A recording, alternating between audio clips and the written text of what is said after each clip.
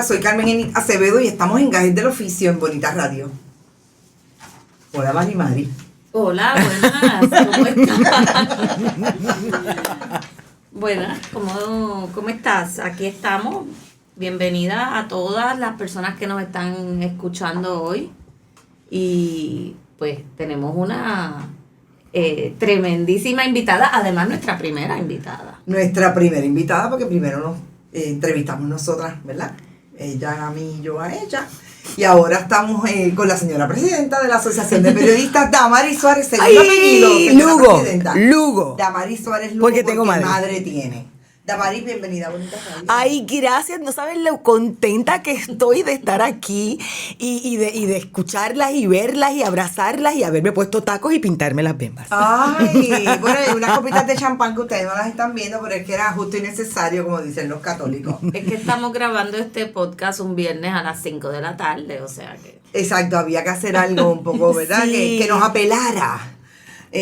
Damaris, quizás la primera pregunta que nosotras nos hemos hecho a nosotras mismas es cómo llegamos al oficio, y yo te la voy a hacer a ti. Ay, ¿Cómo llegaste? santo padre. Bueno, desde muy pequeña yo hablaba sola y tenía mis estudiantes, yo era profesora supuestamente, mis estudiantes invisibles, y de ahí transicioné, como le gusta decir a la gente del gobierno últimamente, a pensar que yo era una escritora famosa.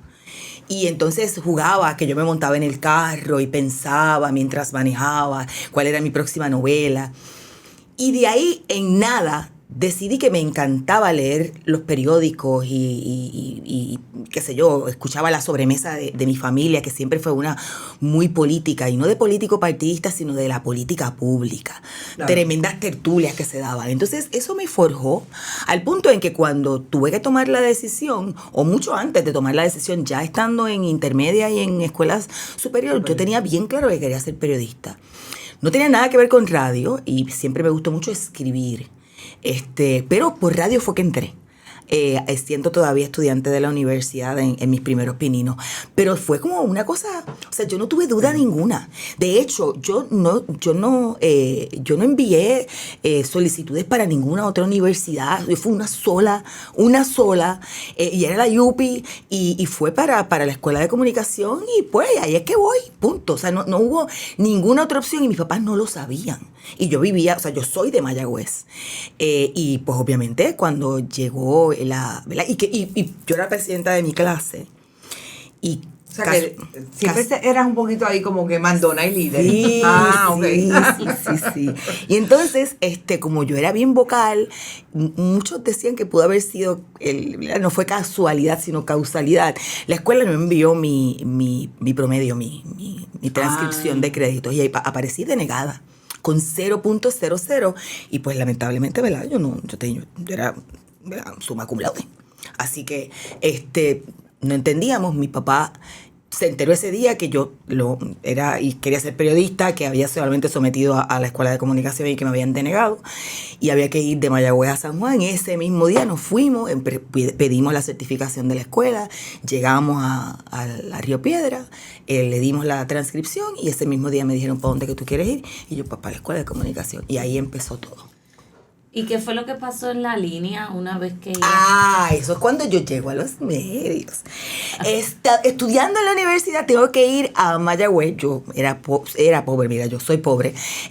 Yo no guiaba. A mí nunca me ha gustado manejar, ¿verdad? Si yo pudiese cerrar los ojos y pedir un deseo, yo creo que uno de los deseos que pediría sería tener como alguien que me lleve para todos lados. Claro. A mí no me gusta manejar. No me gusta. Estoy de acuerdo contigo. No me gusta para nada. Hay gente que le fascina, a mí no me gusta. Pero yo no tenía carro. No sabía no tenía licencia, no tenía nada. Y tenía que ir a ver a mi papá, que trabajaba en Ponce. Y entonces, papi me dijo, pues vente en la línea y después yo te llevo por la tarde y vamos a hacer una diligencia. Y ese día, pues yo me fui para Ponce. Y en la línea escuché un anuncio de que se pedían periodistas, pero yo no anoté el número, no sabía qué emisora era. Entonces cuando llegué a San Juan, eso me picaba, como que están pidiendo periodistas. Y entonces llamé ¿Puedo decir la estación? Claro. Porque llamé a Noti1. A Notipalma. A Noti1.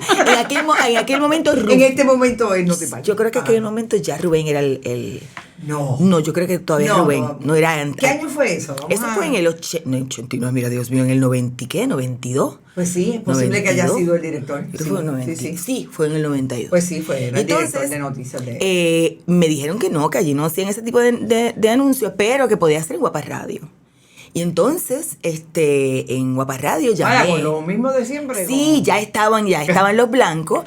Y entonces, pues yo fui, me puse mi única chaqueta, mi único pantalón negro, los únicos tacos. Yo, o sea, estaba en la yupi, loca. Ajá, Oye, ¿qué? exacto. Con faldas largas y el pelo rizo así, mamarante, y todas esas cosas, las pantallas así de artesanía, todo eso. Me puse la única ropa bonita que tenía. Y llegué allí. De hecho, Freddy Virella todavía estaba allí. Wow. Y ese Freddy que pensaba que yo era una profesional, que, o sea, que yo llegué con una buena impresión. Y obviamente, pues, pasé toda la de esto y me llamaron para trabajar. Y yo le dije, es que yo no puedo trabajar, porque yo soy estudiante todavía. Yo no tengo este horario para poder trabajar. Y entonces me dijeron, bueno, pues cuando tú puedes acomodar tu horario, y tengas algunas horas, pues nos avisas. Y después de ahí me llamaron para trabajar el día de las elecciones del 92. Y como no tenía clase y toda la cosa, yo trabajé. Parecía como si yo fuese ya nadando como pez en el agua. ¿Trabajaste en la redacción o trabajaste en alguna cobertura de algún partido político? No, trabajé en la cobertura del PIB. Del PIB. Del PIB. Okay. Entonces, Sí, porque yo no te vi. Yo estaba en los cuarteles generales del Partido Nuevo Progresista. No. Pues acuérdate que yo no tenía experiencia y entonces era como el saco hueva, ¿verdad? De ellos para saber si en efecto. Te mandaban al partido menos concurrido. Exactamente. Por si acaso pasaba algo, pues. Entonces, no tuviera pero repercusiones. Sí, pero me impresionó, la enana me impresionó y después ahí pude arreglar en algún momento, ¿verdad? No sé, medio rápido, pero pude arreglarlo el semestre, porque entonces ya era una cuestión de trabajar. Ellos no daban part-time, era full-time. Era full-time. Y entonces fue un poco, ¿verdad? Cuesta arriba con la cosa de las clases y el sacar el horario. Empecé en el horario de las 5 de la mañana, o sea, porque no era las 6, era las 5. Y pues ahí empecé, ahí estuve muchísimo tiempo haciendo de todo un poco y eso me ayudó, porque yo creo que parte ¿verdad? de lo que uno tiene que hacer en radio, cuando tú lo haces en buen castellano from scratch, tú puedes entrar en cualquier base y entonces tienes una idea de lo que está pasando, el que está detrás del control, o el que está en la redacción, o el que está en la calle. Yo hice de todo. Yo puse hasta música, mano. Y desde ese momento has estado ininterrumpidamente en la radio, Damaris. Sí, porque en un momento dado yo fui secretaria de prensa de David Noriega cuando fue candidato a la gobernación. No duré un año, primero que del otro lado, a mí de verdad yo ¿verdad? Admiro y aprecio a aquellas personas que hacen de oficial de prensa y toda la cosa, pero realmente no, o sea, eso no es lo mío. Pero aún cuando estuve unos cuantos meses, no estuve un año completo, creo que estuve como 9 meses, no recuerdo ahora, fue una buena experiencia, un montón de cosas. Yo conocí a Madeline Ramírez, o sea, hubo un montón de gente que les tengo un aprecio y los conocí allí. Pero nunca dejé el programa de radio. Yo tenía un programa los sábados y cuando hablé con los blancos, ellos me dijeron que ellos no tenían ningún problema en que yo hiciera el programa, que ellos entendían que yo era... Ellos iban a verificar, ¿verdad? Pero no tenían ninguna duda de que yo podía hacer un programa independientemente de estar trabajando con un candidato. Y efectivamente, tuve un programa todo ese tiempo y después regresé otra vez. Dije, mira, no quiero estar acá y me voy para allá y se acabó. Y regresé otra vez. Que eso también fue bueno porque lo hice muy temprano en la carrera. Me di cuenta que me gustaba ser periodista, que no me importa ganar poco dinero, que no me importa absolutamente nada, que me gusta cancelado lo que hago. Eso. Sí. Hay que ganar más dinero. Estamos muy mal pagos. Cierto es, pero a lo que me refiero, que claro, o sea, uno podría pensar, pues me voy para el otro lado y hago un maletín de chavo o lo que sea, porque obviamente sí, uno podría hacer muchísimo más dinero desde las relaciones públicas, desde el gobierno, por ejemplo, empresas privadas que pagan muy bien. Digo, yo no puedo negarme, no puedo abstraerme de que yo estoy con el CPI, después de estar muchísimo tiempo por contrato, me hicieron una oferta que de verdad para mí es de las organizaciones periodísticas que mejor están valorando, pagando y dándole todos los beneficios a los trabajadores y trabajadoras. Así que, pero me di bien temprano dar cuenta de lo que quería hacer y por ahí llevas 31 años. No. Llevas 41, no, 51. No me digas. No. Porque Carmen Ovete. No. Casi 30. Creo. No sé, ¿verdad? Yo no sé. No. Carmen debe llevar como 60. Toda la vida. Bueno, le estaba ¿Y un contando. mes más? Sí, estaba contando a Marimari. Ella es contemporánea de mi mamá. Yo soy de Mayagüez. Carmen, perdona, no te vamos a sacar la edad. Otro día hablamos contigo. No, jamás en la vida. Pero ella, claro, se ve tan hermosa. Damaris, de allá a acá ha pasado mucho. Has tenido esa experiencia en radio. Ahora estás haciendo radio y escribiendo en un medio totalmente distinto a lo que nosotros conocimos como medios tradicionales, porque obviamente nosotros somos de esa vieja guardia que ha transicionado, como dices tú, que dicen los políticos ahora, a esta nueva forma de hacer periodismo. ¿Se te hizo duro? Sí. Yo creo que, bueno, realmente es que sacarte el diarismo es difícil, ¿verdad? Es difícil. Cuando yo comencé con el CPI, el mismo año que comencé con Noticel, uno llega a un punto en la vida que tienes que hacer muchas cosas para poder cumplir con todas las cosas, ¿verdad? Y yo después que había tenido a mi hijo, decidí que no quería ser más reportera en la calle porque yo quería gozarme la crianza de mi hijo, pero eso también tiene unos sacrificios, ¿verdad? Claro. Entonces, en un momento dado, después que ya todo está como que corriendo, pues entonces uno debe de diversificarse, y me había quedado solamente con el programa. Y entonces, ahí empiezo con Noticel y empiezo con el CPI. Antes de eso hice el diario, ay Dios mío, el periódico del Cucubano, el que es el organismo del servicio legal. Eso ahí me transformó. O sea, hacer ese tipo de periodismo comunitario, con cosas que le apelan a la gente, entrevistas de gente que tiene problemas, eso a mí me mató. Y yo dije, siempre yo había escrito para prensa asociada en algunos momentos, siempre estuve, ¿verdad?, en diferentes estaciones de redes, pero hacía cosas para prensa asociada. Pero eran cosas de política, cosas que no necesariamente era ese tipo de periodismo comunitario. Eso me marcó. Claro.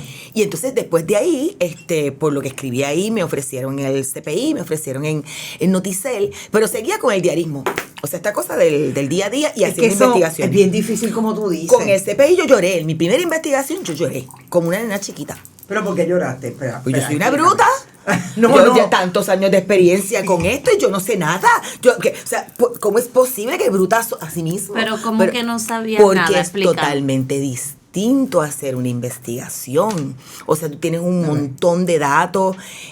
Mi primera investigación tuvo que ver con todos los informes radicados y las auditorías efectuadas por la Oficina del Contralor en ese primer año cuando se creó. Sí. Y entonces tuvo que ver con el asunto del Citizens United y las campañas, la recaudación, la falta de fiscalización porque la ley no tiene garra. Entonces yo tenía todo este mamotreto de informes. Entonces, yo traté de como que, esto hay que organizarlo.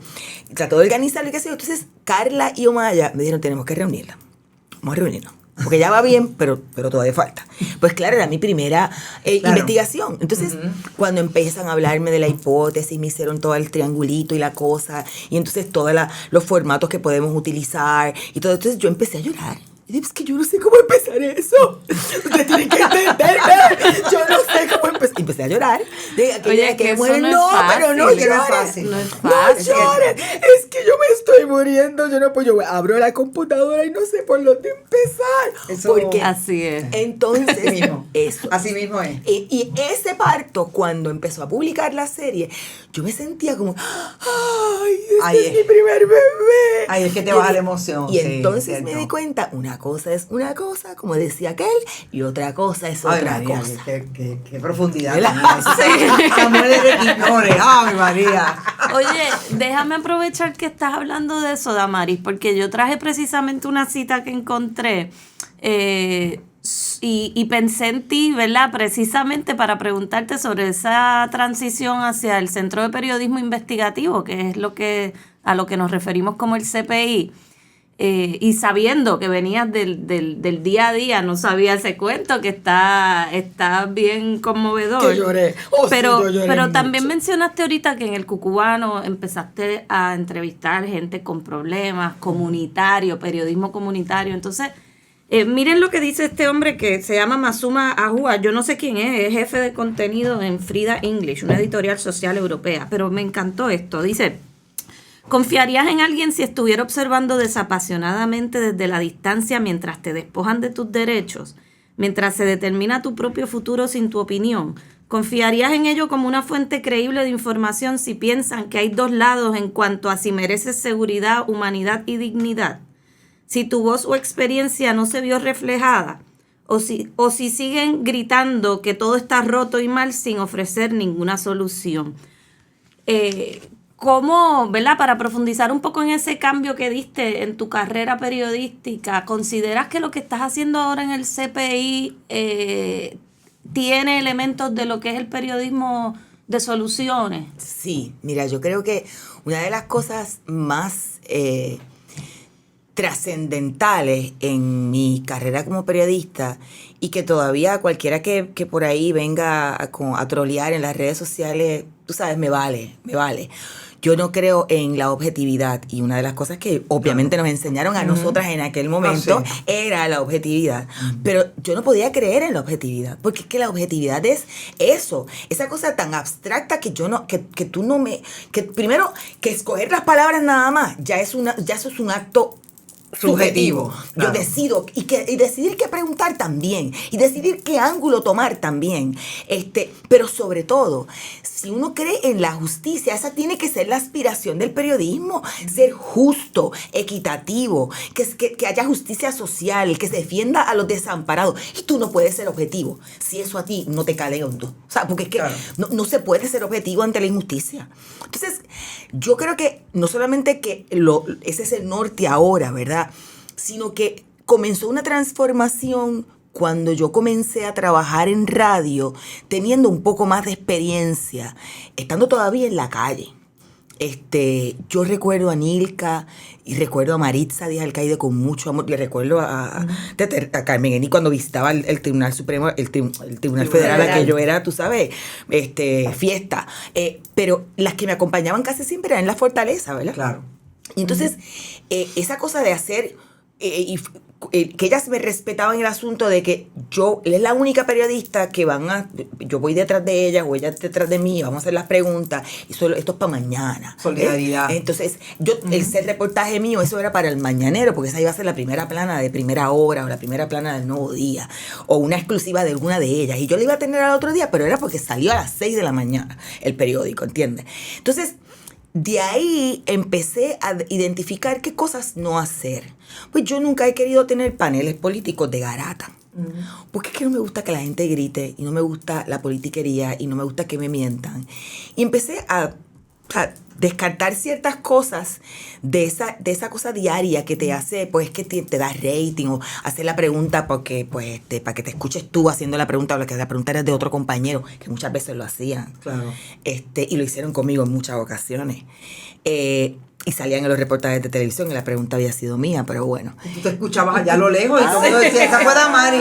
Pero que está aquí con el micrófono decía que había sido él. ¡Qué bárbaro, compañera! Entonces, cuando empiezo, por ejemplo, yo recuerdo, no voy a decir la persona, pero a mí me suspendieron de una estación de radio porque yo no quise entrevistar a... No me acuerdo a quién era. Bueno, sí me acuerdo a quién era. A una persona que había sido un político y pues había dado como 20 cantazos y ya no, era como que para ver qué moronería decía. Y entonces me mandaron que estaban en otra estación, yo creo que era un saludo protocolar cuando se hacían esas cosas en la Fortaleza. Y yo dije, yo te pongo el teléfono, te doy el teléfono para que tú lo entrevistes. No, lo tienes que entrevistar. Yo no voy a entrevistar. No, conmigo no cuenta. Y me suspendieron. Porque yo desobedecí. Pero todavía hoy yo estoy bien orgullosa de que yo a esta persona no lo voy a entrevistar porque yo entiendo que no aporta absolutamente nada. Y eso es un ejemplo bobísimo, ¿verdad? Pero es un ejemplo de las cosas que uno debe de hacer y que muchas veces, pues por obligación, algunas personas no lo hacen o simplemente por temor a eso, a represalia. Pero aportaríamos tanto al país si hacemos eso. Si más dejáramos seguido. de hacer Sí, muchas exacto. cosas. de hacer Sí, muchas exactamente. cosas. O sea, que se puede hacer y que se pueden dejar de hacer. O sea, y otras cosas que literalmente los mismos que nos están escuchando, o sea, si a usted no le gusta una noticia boba, pero le da clic para leerla, después no se queje que haya noticias bobas, porque es que es el clic que usted Sí. le da, es la que obliga a que los que están viendo las estadísticas digan, hay que meter esta noticia aquí, porque alguien le va, esta es la que nos va a dar tráfico. O sea que todos yo creo que tenemos que estar mucho más conscientes al momento de trabajar, de producir y de consumir los contenidos. Estoy de acuerdo en parte, pero tengo que decirte que eso ha cambiado tanto, porque este mundo del periodismo, del contenido virtual, en términos de las estadísticas, ha cambiado muchísimo. Y esa misma explicación me la dio una vez una colega de un periódico, de un gran periódico en este país, hace por lo menos 4 años. Y nunca olvido que en aquel momento era bastante pertinente el asunto del clic y de la lectura. Pero en este momento que hemos evolucionado a un periodismo o a un contenido mucho más interactivo, audio y video, el clic es lo de menos. Ahora es qué tú haces con ese contenido cuando accedes a él. Ok.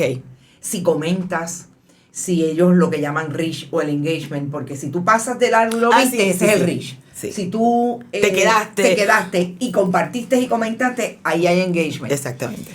Evoluciona bien rápido. Esto se mueve bien rápido. Claro, pero el Y engagement y el mismo, o sea, súper importante en este momento. Claro. Y hay gente que hace sus críticas, pero entonces consume esas cosas también. Claro. Puede ser para criticarlos, pero inconscientemente Sí, estás dándole un número a alguien Claro. para decir esto hay que validarlo porque esto la gente lo comparte hoy, aunque sea una crítica. O sea, y eso yo creo Sí, que por eso ahí es que viene el mecanismo de... tómale la foto, qué sé yo. No, pero y es... Damari, ¿tú sabes lo que es que estemos hablando de eso en un momento en que todos los días cambia y tenemos que utilizar esas estrategias para que precisamente el mal contenido, Claro. que lo identificamos todo el tiempo, no esté como en los números esos que dieron el otro Ay, día? sí, sí. Vamos a eso ya mismo. O sea, quiénes son, quiénes no son, pero quiénes son los que supuestamente tienen credibilidad. Y ahí es que uno dice, wow, pero ¿qué está pasando? ¿El país está dónde? Bueno, eso tiene múltiples lecturas y ya mismo vamos a eso. Pero pasando de eso, de las experiencias que he tenido, esa cita que tiene mucho que ver con dónde están los periodistas, como tú dices, asumiendo una responsabilidad de decir no. Hay múltiples factores por lo que la gente dice sí. Yo estoy de acuerdo. Yo decía el otro día, yo tengo 58 años, 60 años el próximo año, y si a mí me decía un editor que yo tenía que ir a Mayagüez a seguir la caravana de Mundi como una noticia principal, yo le decía, ¿cómo fue que tú dijiste? No, perdóname. Ahí te vas tú. Ahí te vas tú. Si tú crees que eso es noticia, tú te vas y No están los puedo 7 días y bregar. después te vas para allá, para donde bendito se llevaron a la pobre elefanta. O sea, no, perdóname. O sea, Yo ahí no no. puedo, yo no pero puedo. bueno, todas esas cosas están pasando y ahí hay gente que dice que eso es lo más importante de su vida. Y bueno, pena me da con la gente que todavía está en los medios, que tienen mi edad, por ejemplo, o un poco mayor que yo, porque hay compañeros que son mayores que yo, que tienen, porque no se quieren ir todavía, que cubrir esas cosas. Pero yo creo que de ahí podemos pasar a lo que me parece que es importante hoy, que es definir cómo nosotros hemos quizás, y te hago la pregunta, desde el gremio abandonado la responsabilidad de hablar como gremio a esas nuevas estrategias que empujan el mercado para que eso sea lo importante que la gente consuma. Yo hablaba esta mañana de la responsabilidad. ¿Dónde estuvimos nosotros cuando realmente había que hacerle un frente a esto que se llamaba supuestamente periodista. Ahorita yo leí a alguien que está defendiendo que es periodista de una manera bien increíble. ¿Qué pasó? ¿Qué tú crees que pasó? Desde los gremios nos cansamos, se cansó la organización, las organizaciones en Puerto Rico no hay solamente yo creo que hay múltiples factores. Primero, el asunto de un cambio generacional brutal, demasiado acelerado. O sea, yo apenas recuerdo cuando empezaba el asunto del internet, de la transformación, que primero no estaban las redes sociales, el comienzo de las redes sociales, la manera en que entonces cambió todo aceleradamente en la última década, pero es que una velocidad abismal. O sea, lo que tardó años en desarrollarse, de momento cogió una velocidad que actuó demasiado rápido. O sea, todavía yo encuentro a gente de nuestra edad, yo tengo 52. Oye, casi se te olvida, ¿sabes? Sí, porque estaba mirando, sí, pero cumplió 53 este año, cállate. Y yo veo gente de mi edad, o un poco mayor, informándose en las redes. Pero no necesariamente con buenas fuentes, o sea, con periodismo en las redes, punto. Uh-huh. O sea, tú dices, pero espérate, ¿cómo llegamos a esto? Porque pues yo puedo entender un jovencito de 20 años o de 25 años, pero una persona que cogió un periódico en algún momento de papel y que pase eso, está un poco fuerte. Yo creo que se han puesto las líneas bien finitas con la creación de contenidos. O sea, esta cosa de la creación de contenido, pues cualquiera que cree contenido piensa que es periodista.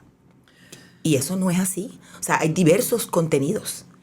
Es una cosa complicadísima en un mundo donde la información es la orden del día. El que tiene información tiene el poder, en todo el sentido de la palabra. Yo recuerdo, los otros días estuve en una actividad y coincidí con Rubén, el de Rayos X. Estábamos ambos en un panel.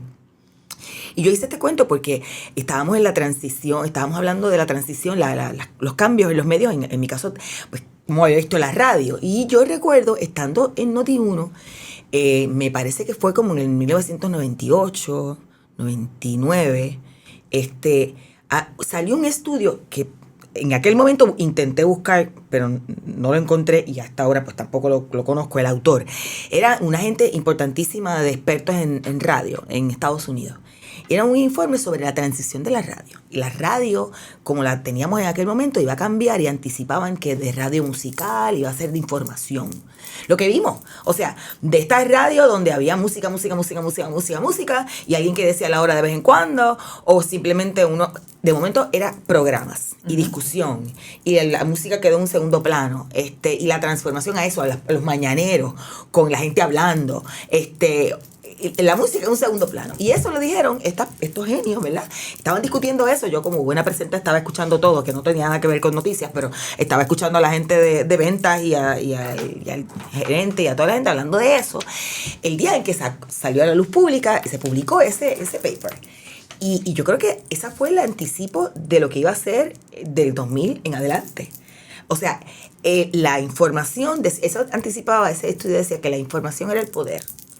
Y que eso era lo que se iba a vender. Quién tenía información, qué información era, cómo, y que por eso era que se tenía que transicionar, otra vez la palabra, la radio, de esta cosa solamente musical, porque iban a haber otros productos musicales, que pues obviamente todo lo que sabemos de las plataformas digitales para escuchar música, los streaming y toda la cosa. O sea, esa gente sabía todo eso y yo no imaginaba absolutamente nada, solamente eso se me quedó grabado, el asunto de la información. Y cuando empecé a ver la transición de la radio, la transformación de la radio y de la información a través del internet, o del internet, literalmente era eso lo que estaban diciendo esa gente.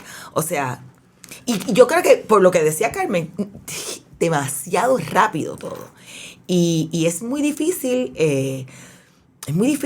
y hasta cierto punto, no sé si decir la palabra complicado, tratar de que esa gente más, de creadores de contenido y toda esta cosa, y los que consumen eso, tengan las diferencias sobre quién ejerce periodismo y quién no, en un mundo, ¿verdad?, donde está la información como un derecho y la libertad de expresión. O sea, Pero eso debería, digo yo, toda esta asunto nuevo del contenido y los influencers que puede que tengan alguna información, o sea, que compartan alguna información que a veces tiene valor periodístico, pero eso no significa que el influencer sea un periodista, ¿verdad? O una periodista. Pero precisamente por toda esa proliferación extrema de información buena, mala, regular, pésima, basura, excelente, precisamente por eso es que yo creo que se vuelve o se debe volver más relevante todavía el oficio periodístico clásico en términos de las prácticas, las mejores prácticas de la profesión, porque la gente dentro de tanta información termina desinformada, claro, confundida y necesitará unas fuentes mucho más confiables hoy día. Y una cosa que es importante, cualquiera tiene una cámara y cualquiera tiene una grabadora en su teléfono. Todo el mundo lo tiene ya. Así que todo el mundo puede dar la información de que hubo un accidente de tránsito y que murieron 2 personas y acabar de dar la noticia y se convierte lo publica en sus redes y nos enteramos. Pero lo que está detrás de eso, quiénes son. Yo estuve en un ejemplo estupidísimo, mano, porque fue el primero que se me ocurrió. Pero pues póngalo cualquier otra cosa. Las 5W las puede poner cualquiera. Ahora, eso no es una ciencia. La técnica. Ahora, si esa persona es un funcionario, si esa persona es una persona conocida, si esa persona fue acusado de corrupción, si esa persona fue el responsable o no fue el responsable. Esas otras cosas que no se dan así. Los contextos. Ese contexto, eso es lo que nos tiene que, de alguna forma, identificar a nosotros con nuestro bagaje y nuestra destreza. O sea, no, agradécele a las redes que alguien te puede decir una información de la que tú puedes nutrirte, pero a la misma vez puedes ponerle un contexto distinto que don Juan Pérez o Teresita Pérez no lo pudieron hacer. Fíjate, no lo pueden hacer.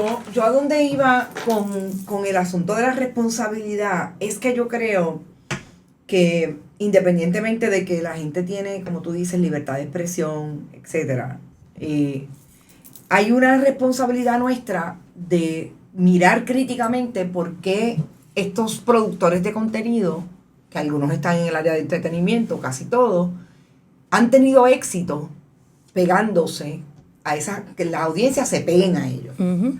Y a esto me refiero, que a mí me parece que ha sido bastante lento el movimiento del periodismo en Puerto Rico.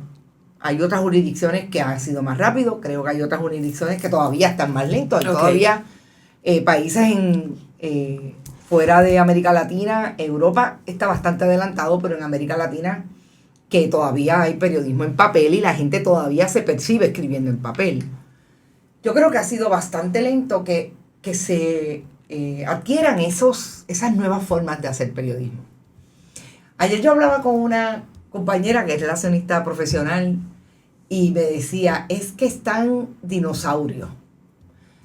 Y yo tengo que decir, y Mari cuando me hizo la entrevista me decía, todo el mundo pensaba que tú estabas loca cuando pusiste Bonita Radio. Claro. Cuando, o sea, todo el mundo, y tú también, ¿verdad? Sí. Pensaste que yo estaba loca. Yo una vez me miré al espejo y dije, loca, ¿qué es esto? ¿Qué tú vas a hacer? ¿Sabes? Esto es como... Pero realmente es la posibilidad de llegar, porque yo siempre sabía que los periodistas que queremos hacer periodismo no necesariamente vamos a llegar a un medio de comunicación como lo conocíamos y hacer lo que nosotros quisiéramos. Exacto. No hay manera. O sea, la estructura de los medios de comunicación, quienes son dueños y dueñas de los medios de comunicación en Puerto Rico y en el mundo entero, no tienen la visión que nosotras tenemos de que, ¿sabes qué? A ese no lo voy a entrevistar aunque sea trending. Porque ahora es trending. Aunque eso sea lo más importante. Así que ahí yo creo que hay un elemento crítico que yo siento que no hemos analizado, ¿verdad? No hemos dicho, ok, ¿por qué fulano tiene el movimiento de audiencias que tiene? Porque lo tienen números. Yo a veces me cuestiono hasta dónde llegan algunos números, pero los tienen. Pero esos dos que supuestamente siempre salen, yo creo que los tienen y eso es una realidad. Pues mira, empaquetan la información de una manera, estamos súper claros que en el caso de, sobre todo de uno de ellos, ahí son elementos que buscan de otras historias porque ahí no hay contenido nativo. En el caso de otro, pues hay periodistas que hacen un trabajo de contenido nativo y lo trae a sus plataformas. O sea, yo creo que nosotros tendríamos que estar hablando de eso para decir, o sea, nosotros nos quedamos atrás. Digo, yo a veces yo pienso que estoy atrás en unas cosas porque esto va, como te digo, a las millas. Pero, pues mira, nosotros tenemos que mirar qué pasó, que no estamos llegando. Además, aclararle a la gente, decirlo todo el tiempo. El jingle, mire, esto es periodismo porque yo aquí le traigo una información, que le traigo el contexto, que le traigo el antes, que le traigo el después, que le digo, que le doy seguimiento, que lo dejo hablar, que no le digo cabro grande, porque tú sabes que esa es la palabra preferida de ahora de estas generaciones. Todo es, mira, yo no sé qué hago, diablo. Es más, lo voy a decir, mira cabrón, y yo digo, ay, mire, esa es la familia cabrona. Ay, mire, pero, o sea, ¿qué pasó aquí? Eso no lo hacemos los periodistas, honestamente. Sí. O sea, esas son las diferencias. Hace un montón de años atrás, hace 10 años, by the way, hace 10 años para una época como esta, yo estaba hablando con un amigo en común de una de esas figuras y me hablaba sobre la manera en que él estaba mirando a cómo se estaba desarrollando esas plataformas, que estaba apostándose a él mismo, como en lugar de trabajar para otro, era trabajar para su nombre. Yo creo que aquí hay ¿verdad? Diversos factores. Cuando uno tiene la libertad económica para hacer unas cosas, claro, puedes hacerlas. Claro. Entonces, si tú tienes la libertad económica para poder meterle dembow, como dicen los muchachos, a estas otras cosas y tienes el tiempo. ¿Qué es dembow? Meterle energía. Pues tú no tienes, o sea, no tienes que estar 8 horas en un trabajo y después hacer el otro trabajo. Pues yo creo que también no se puede ser tan injusto cuando tú hablas de los periodistas porque nosotros somos unos jornaleros. O sea, si tú tienes varios, o sea, yo tuve en un momento dado 4 trabajos para mantenerme. Es verdad que todos eran por contrato. Y es verdad que sí, cuando cambió la estructura de trabajo pues, había que tener 4 trabajos contrapuntos y se acabó. Y estoy trabajando desde las 6 de la mañana que me despierto hasta las 10, 12 de la noche. Pero te voy a decir una cosa, y sábado y domingo. Damaris, ese mundo que ellos han creado de permanecer en las redes, ese mundo es bien demandante en términos de la persona. Por eso te digo. Porque ellos se construyen alrededor de la persona. Sí. O sea, yo puedo sacar información y hacer un live de 2 minutos y explico y todo está corriendo por ahí, pero ellos están todo el tiempo personal. Yo a veces digo, esta gente no duerme. Sí. O sea, es bien fuerte. Pero para empezar y llegar a ese punto, es lo que me refiero. No, claro. Tienen que tener una ventana de tiempo suficientemente amplia para poder trabajar en esos primeros meses, primeros años en el desarrollo de esa marca. Y eso, pues lamentablemente, los que somos periodistas y estamos todo el tiempo, digo, hay gente que lo está tratando de hacer, sobre todo gente de televisión, que si lo están haciendo de la manera correcta o no, pues eso es otra cosa. Eso es otro podcast completo de 1 hora.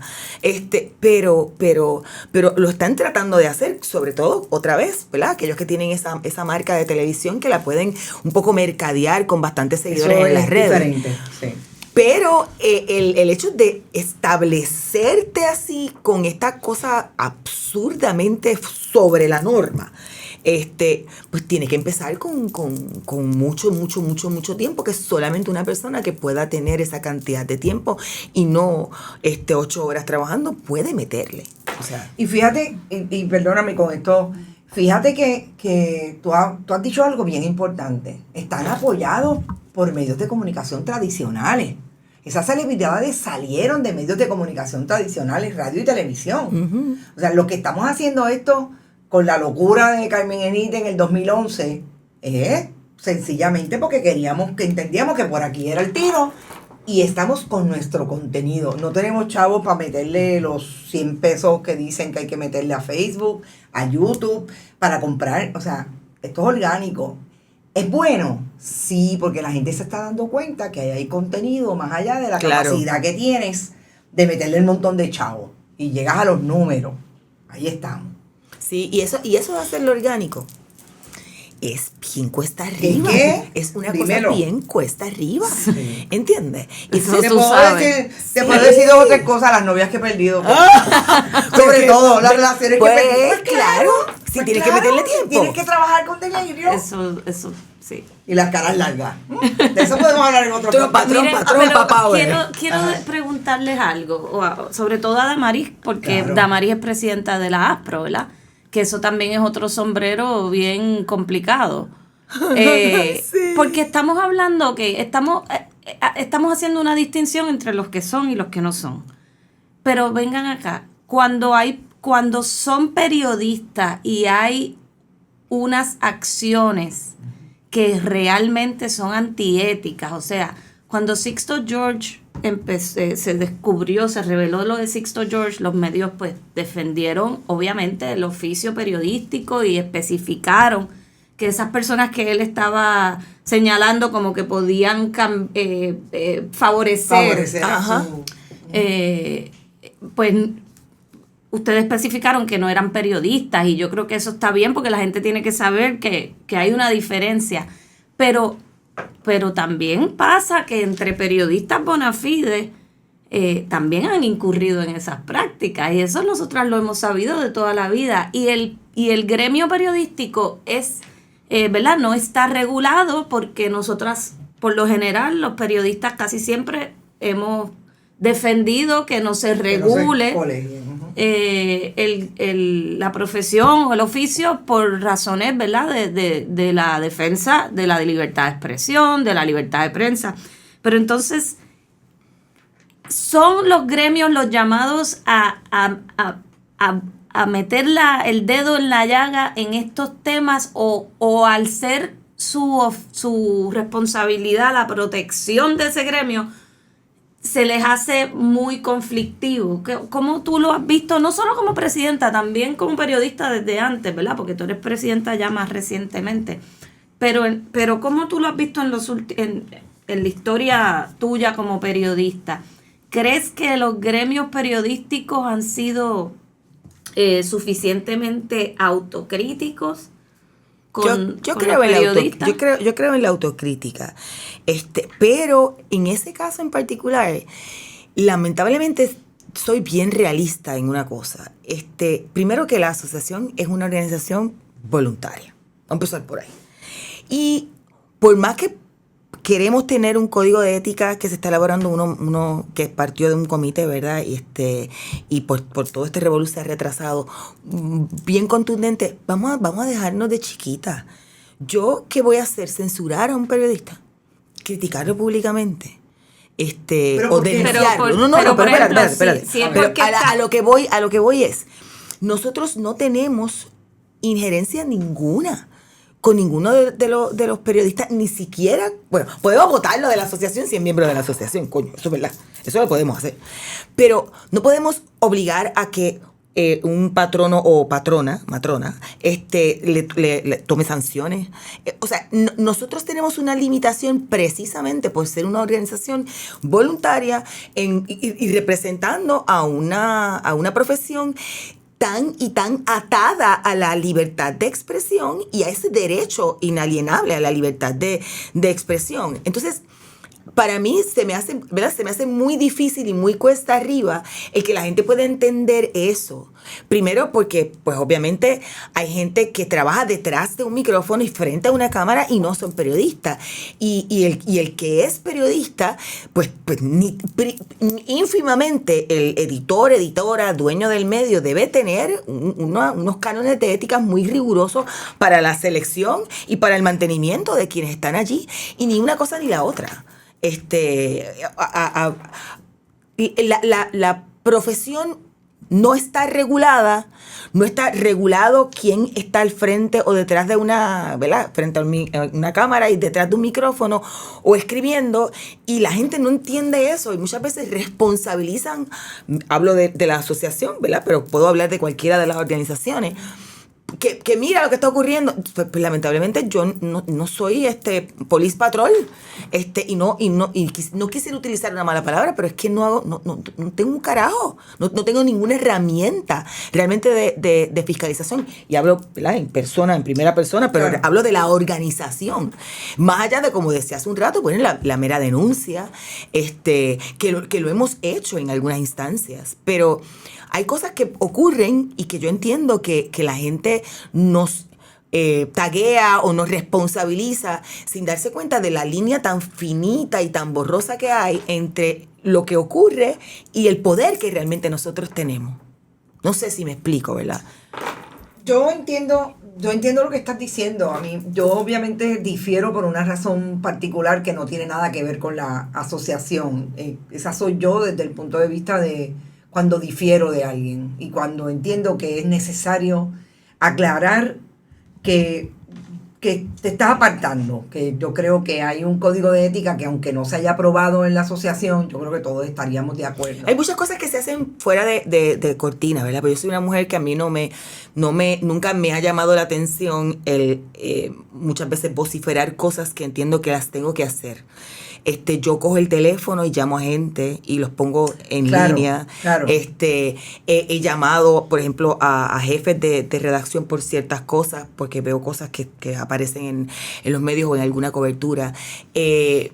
Incluyendo, hemos intentado hacer, y sobre todo después de la pandemia han sido mucho más evidentes, porque pues ha sido más fácil hacer cosas rápidas con la comunidad LGBT, y tiene que ver con cosas que se han dado en coberturas, malas coberturas, claro, de forma remediativa para orientar. El problema posiblemente al que más me enfrento es que quien más necesita orientación es el menos que se cree que la necesita. Ah, claro, ¿no? Eso normal. Hago un taller para saber cómo cubres al aire, porque acabas de hacer una pachota en vivo, porque puedes grabar un reportaje de 1 minuto y medio, pero no puedes decir 3 palabras corridas con coherencia en una marcha, pero tú no vas. Porque es que tú eso a ti no te chacho. Claro. Y eso son de esas cosas, son de esas cosas que estando casi 6 años como presidenta, que los cumplo ahora y que necesito que escojan a alguien más, ¿verdad? Solamente para todos los que estén disponibles, por favor. La madre se tiene que ir. Hagan una lista. Empezó mi hijo pequeño y ya es un adolescente. Eso que saben mucho, anótense. Sí. Y entonces, eso mismo, exactamente. Literal, mira, se me fue, me puse a hacer el relajo, se me fue lo que iba a decir de la Mira, mente. yo te quería decir que realmente a lo que yo iba es, eso el país no lo sabe. Eso la gente, y este momento está siendo tan importante, yo creo que es un momento de mucha oportunidad, porque la gente tiene, no solamente lo que siempre decimos acá en Bonita, que tiene derecho a saber, la gente quiere saber, quiere comentar, y está harto, e incluso está harto de los periodistas. Estamos claros, yo no tengo ningún problema, yo lo digo, yo acepto crítica y vamos a hablar, y cuando lo hemos hecho mal yo no tengo problema. Y eso, yo creo que en este momento, y ojalá que venga gente que entienda que como son las nuevas generaciones, se supone que hablan sin ningún empacho y se atreven a meterle, como dicen ellos mismos y ellas mismas, me parece que es importante que lo hagan desde ahí. Yo creo que nosotros fallamos, nosotros somos una generación del secreto. Y ahí este país tiene un problema que nadie quiere hacer así, porque todo el mundo se siente ofendido y lo coge personal. Sí. Entonces, pues, yo no le puedo pagar el psicólogo y el psiquiatra a todo el mundo. Y eso es un conflicto. Bueno, y las redes es un ejemplo de eso. O sea, tú haces a cualquier cosa y hay 20 personas que te aplauden, 50 que te pelan, 75 que lo comparten cuestionándolo, y 158 que no entendieron ni pío, pero te joden porque tú eres periodista. No, o sea, que no pasaron del titular. No pasaron del titular y ya se acabó.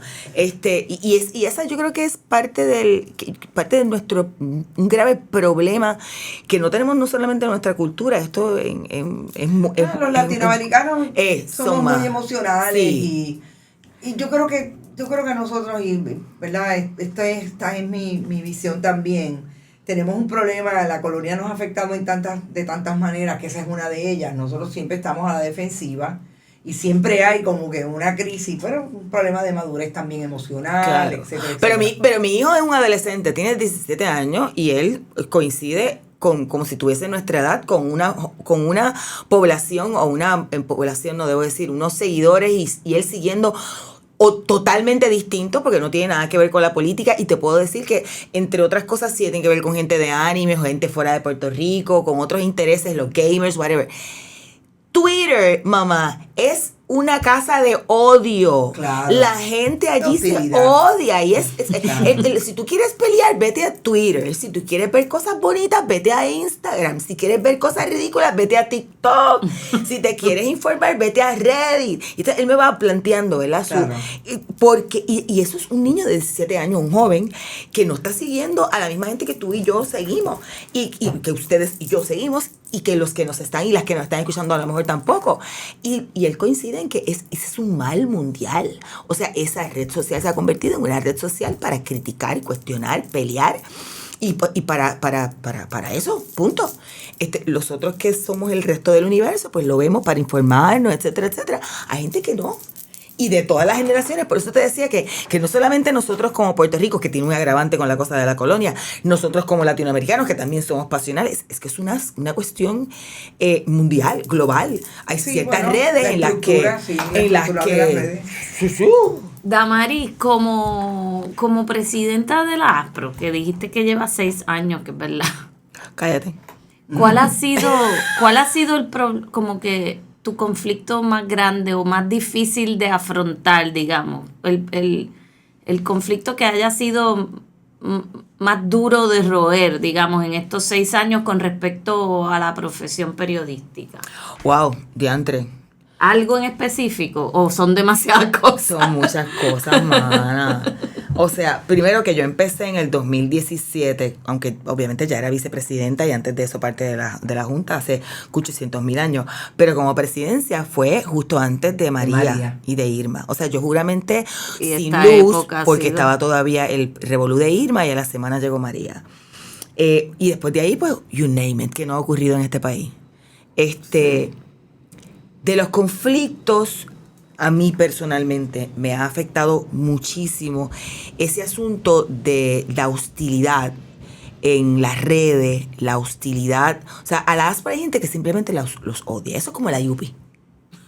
Hay un sector en la población que naturalmente se cree que nosotros somos sus enemigos. La ASPRO como institución. Como institución. Y si a eso le sumas, que a mí me ha dolido más eso, de un sector de la izquierda que también entiende que toda la prensa es corporativa.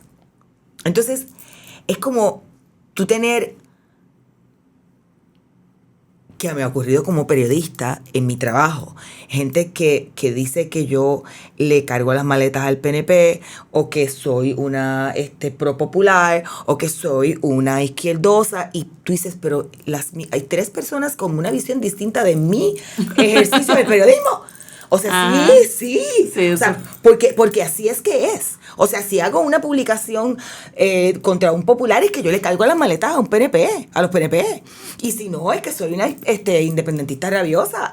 O si no, es que soy o sea, you name it. Y me ha pasado en mi carácter profesional individual. Pero la ASPRO también. Entonces, si a eso tú le sumas la apatía de un sector de nosotros los periodistas en autocriticarse, mejorar, participar en los eventos, no en las fiestas, brother. Exacto. No en las fiestas.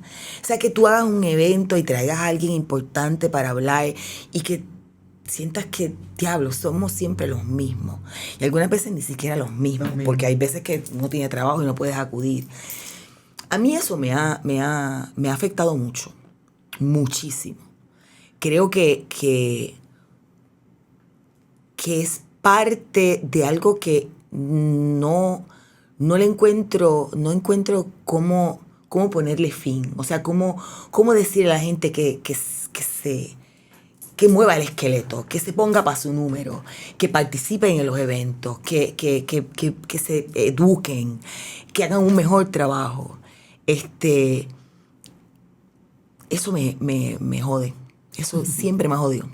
Yo te voy a hacer un comentario a eso y es un comentario pregunta. ¿Hasta qué punto entonces quiere decir que es posible que la misma organización haya llegado a su fin y evolucione a otra cosa?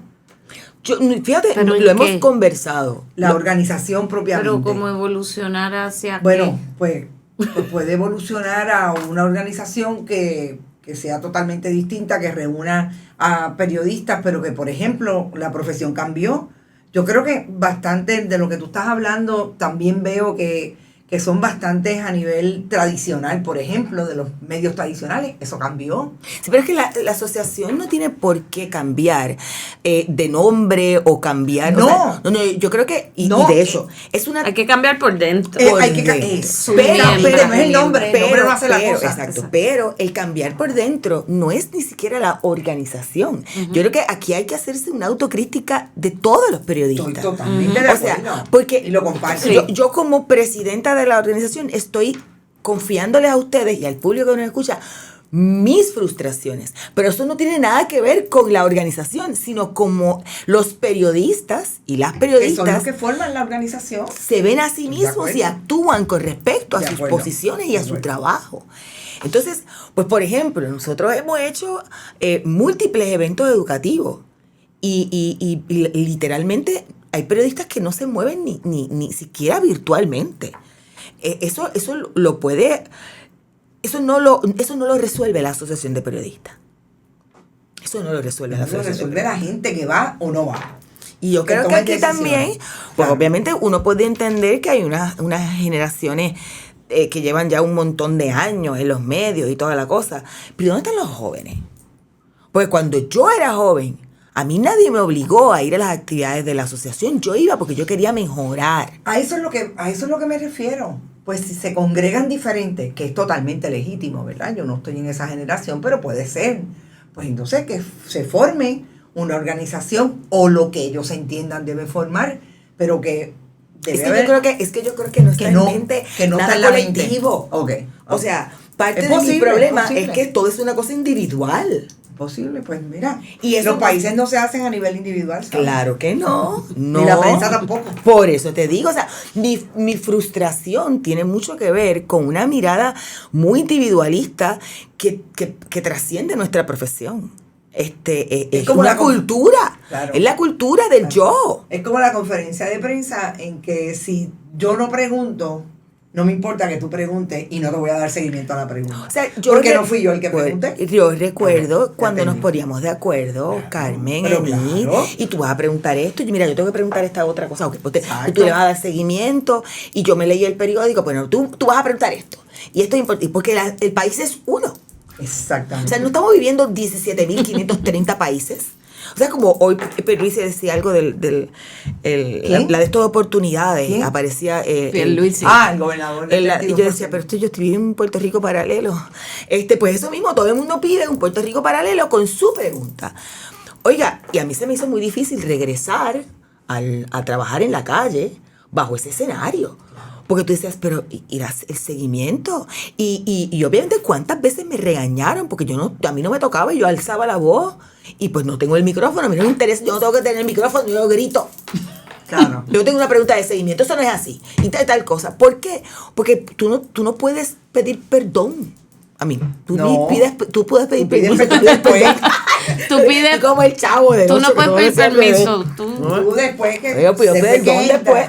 Después yo pido ¿Tú perdón. te acuerdas de aquel periodista? Voy a hacer una anécdota. ¿Tú te acuerdas de aquel periodista Iván de León, que trabajaba en lo que es Notipalma ahora, que era Noti1 en aquel momento? De León era este hombre bajito, bien flaco, veterano, que andaba siempre con un jacket. Bueno, De León era militar, o sea, fue veterano, pero le dieron ese trabajo en Noti1 y hacía buenas preguntas y todo. Y entonces Héctor Luis Acevedo se iba para la Guerra del Golfo.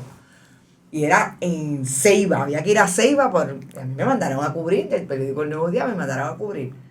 Y yo llegué tarde. Y el único que ya se había ido el convoy, tú sabes que son un convoy que te tiene que llevar y todas las cosas, porque es al avión que se va a llevar en aquel momento era general,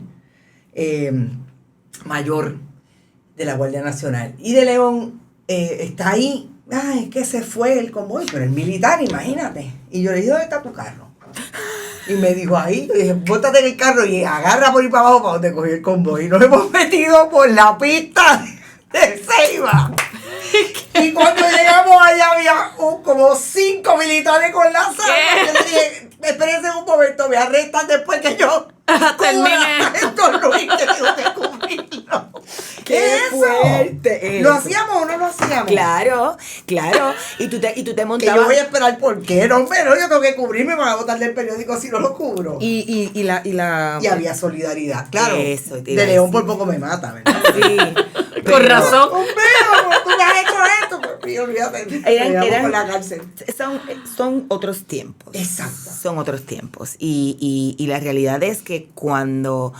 O sea, yo no sé en qué momento se perdió eso. Yo sé que todavía hay mucha gente que se ayuda y compañeros y colegas que son Sí. solidarios y solidarias. Claro. Eso me consta. Siempre, claro. Lo que ocurre es que antes era la norma.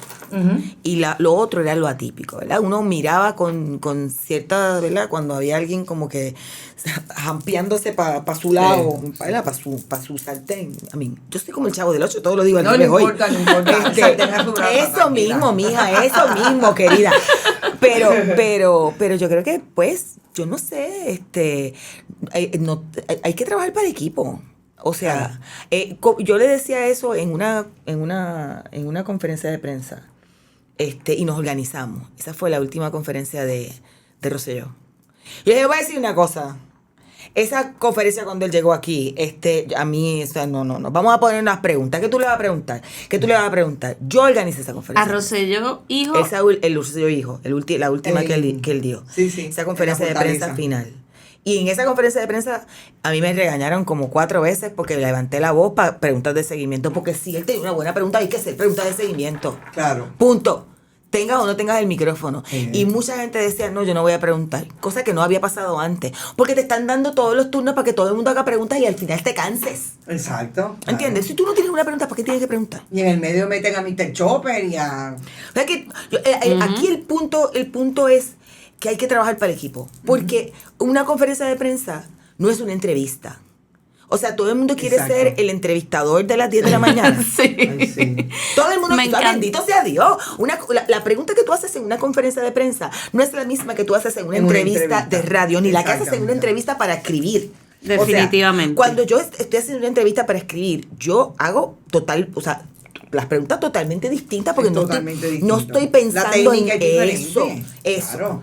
Entonces, si tú entiendes la diferencia y sobre todo en las conferencias de prensa o las ruedas de prensa, que son 2 cosas distintas también. Ahora todo el mundo hace mesa redonda. O sea, ¿ves que estamos cambiando? El mundo ha cambiado. Ahora es una mesa redonda. En mi tiempo era conferencia de prensa. Y va el editor a esa mesa redonda. Ya, Que yo y voy a luego- ver quién va a hacer una pregunta libre de cualquier cosa cuando el editor está ahí, que es el que paga tu salario. ¿Me entiendes? Sí, bien extraño. Sí, bien extraño. Pero me encantó eso que dijiste y a lo mejor con esto podemos ir Sí. recogiendo. Estamos cubriendo para un solo país. Sí. Exacto. Eso me encantó Claro. porque... Sí, y la noticia es de la noticia. O sea, lo que yo creo Bueno. que digo, güey, Bueno. pero porque eso es que a eso mundial es que voy. noticia. No, eso no. Lo que te quiero decir es que en una conferencia de prensa debería estar claro cuál debería ser el norte, a menos que surjan otras cosas o sea, no tenemos que unificar por una sola línea y un solo sendero. Lo que ocurre es que todo el mundo tiene su propio sendero.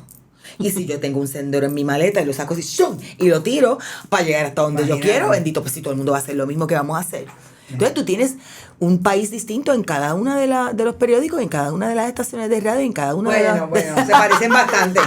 Ese es el problema, que se parecen demasiado. Sí, hay Desde cosas, el punto de hay vista cosas. tradicional, yo creo que... Hay cosas. O sea, tú ves una portada aquí, repites la historia y repites lo yuyo, y yo creo que es que hay un dirigismo de parte del gobierno. En ese ciertas sentido. cosas. En ciertas cosas, porque es que en otras es totalmente distinto. Lo que es obvio no parece ser obvio.